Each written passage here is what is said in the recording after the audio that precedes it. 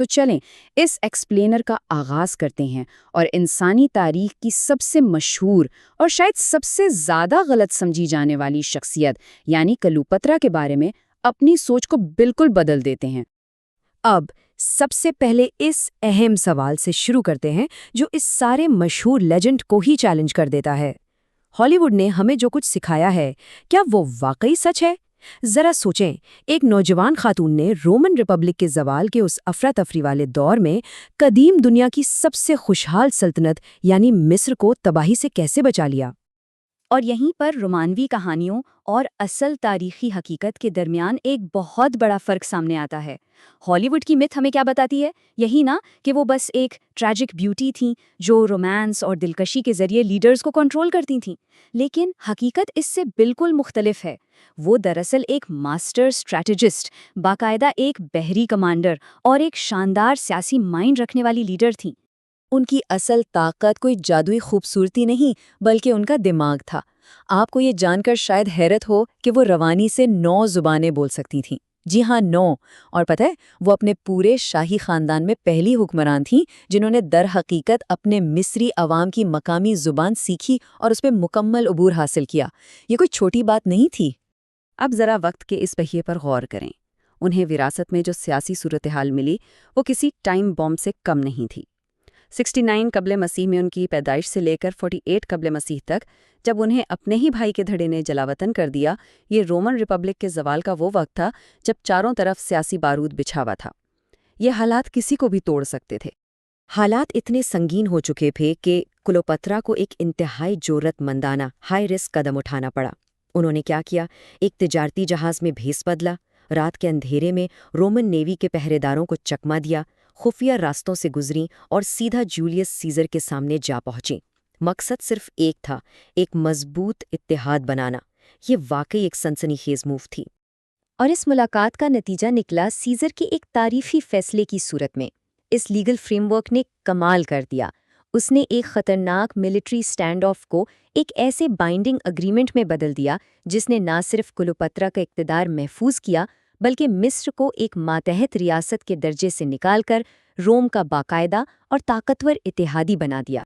لیکن ظاہر ہے یہ اتحاد اتنی آسانی سے نہیں ملا۔ اسکندریہ کے پرتشدد محاصرے نے اس شراکت داری کو ٹیسٹ کیا۔ اس دوران ایک بڑا المناک واقعہ پیش آیا۔ عظیم لائبریری کا ایک حصہ جل گیا، لیکن اس نے کلیوپاترا کا تخت بچا لیا۔ آپ دیکھیں، انتہائی بڑی فوجوں کے خلاف رومن انجینئرنگ اور مصری انٹیلیجنس کا یہ ملاپ مکمل طور پر فیصلہ کن ثابت ہوا۔ اچھا، اب ذرا ان ٹھوس انتظامی کامیابیوں کی بات کرتے ہیں جنہوں نے واقعی مصر کو معاشی طور پر خود مختار بنایا۔ بندرگاہوں کی توسیع، بحرۂ روم کے نئے تجارتی معاہدے، افریقی لگژری گڈز کی تجارت اور آبپاشی کے جدید نظام، یہ سب بتاتا ہے کہ وہ صرف سیاست نہیں کھیل رہی تھیں بلکہ باقاعدہ ایک مضبوط ریاست تعمیر کر رہی تھیں۔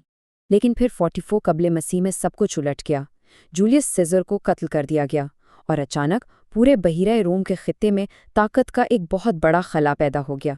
کلیوپاترا کا سب سے طاقتور محافظ اب نہیں رہا تھا۔ اس بدلتے ہوئے اور انتہائی خطرناک سیاسی طوفان میں اپنی بقا کے لیے اب انہیں بجلی کی سی تیزی سے فیصلے کرنے تھے۔ انہوں نے بڑی باریک بینی سے روم کے ان 2 بچ جانے والے دھڑوں کا تجزیہ کیا۔ ایک طرف دی لبریٹرز تھے جو مشرقی ریاستوں کے سخت خلاف تھے، اور دوسری طرف تھا دی ٹرائمریٹ کا اتحاد جو اپنے اپروچ میں زیادہ پریکٹیکل تھا۔ وہ فوراً سمجھ گئیں کہ اب مصر کی بقا کے لیے نیوٹرل رہنا کسی بھی طور پر آپشن نہیں ہے۔ تو اہم ترین نقطہ یہاں یہ ہے کہ انہوں نے مصر کو محض ایک ماتحت ریاست کے بجائے ایک انتہائی لازمی اتحادی میں بدل دیا۔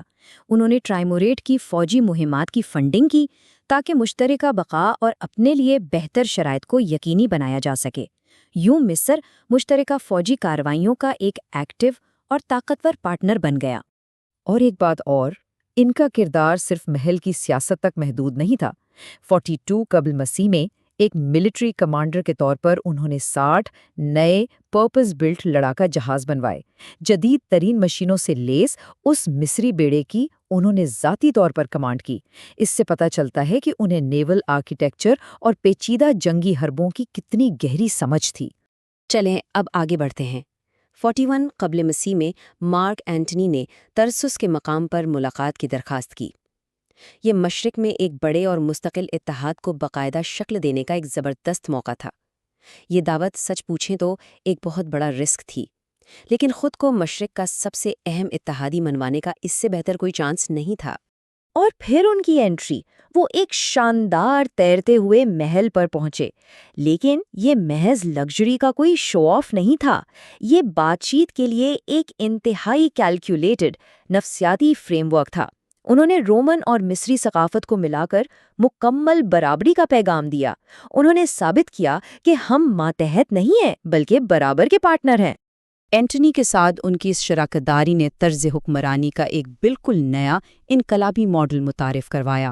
اس میں رومن ملٹری کی شاندار طاقت اور مصری انتظامی مہارت دونوں شامل تھیں۔ ان دونوں نے مل کر اس دور کے ان تمام روایتی خیالات کو چیلنج کر دیا کہ قدیم بحیرہ روم کی دنیا پر آخر حکومت کیسے کی جانی چاہیے۔ اس شراکت داری سے ایک حیرت انگیز ثقافتی ملاپ بھی پیدا ہوا۔ ذرا تصور کریں، اسکندریہ کی لائبریری میں رومن انجینئرنگ اور قانون مصری ریاضی، فلکیات اور طب کے ساتھ مل رہے تھے۔ یہ کوئی معمولی بات نہیں تھی۔ اس شاندار کولیبریشن نے اس پروپیگنڈے کو بھی مؤثر انداز میں کاؤنٹر کیا جو مشرقی تہذیب کو ایک خطرہ بنا کر پیش کرتا تھا۔